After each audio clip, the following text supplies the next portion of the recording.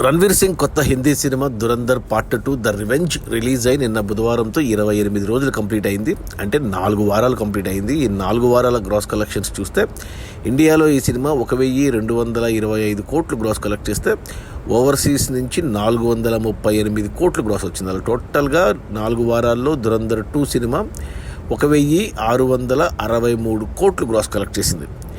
అంటే ఇప్పటి వరకు 1000 కోట్ల సినిమాలు 10 ఉంటే ఇది 10వ సినిమా. అందులో దీని స్థానం ఇప్పుడు టాప్ 4లో ఉంది. టాప్ 3లో ఉన్న పుష్ప 2 1775 కోట్లు. ఆ రికార్డు కొట్టాలంటే మరో 112 కోట్లు రావాలి సినిమాకు.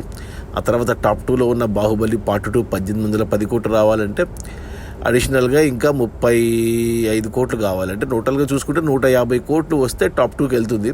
ఇక టాప్ 1 దంగల్ సినిమాని కొట్టాలంటే 1985 కోట్లు. అది అంటే 2000 వరకు వెళ్ళాలంటే మరో 400. అది కష్టమే. నాకు తెలిసి పుష్ప 2 కొట్టడం కూడా కష్టమే. కలెక్షన్స్ తగ్గిపోయాయి. ఏమంటే ఇంకా సినిమా థియేటర్స్లో 4 వారాలు ఉంటుంది. ఓటీటీకి వచ్చేది 8 వారాల తర్వాత కాబట్టి. బట్ అయినా కానీ మరో 150 కోట్లు కలెక్ట్ చేయడం కొద్దిగా కష్టమే, కానీ చెప్పలేం. అది మన ఆదిత్యధర్ డైరెక్షన్లో Ranveer Singh Dhurandhar part 2 revenge release అయిన మొదటి 4 వారాల్లో 1663 కోట్ల గ్రాసు. Okay, bye.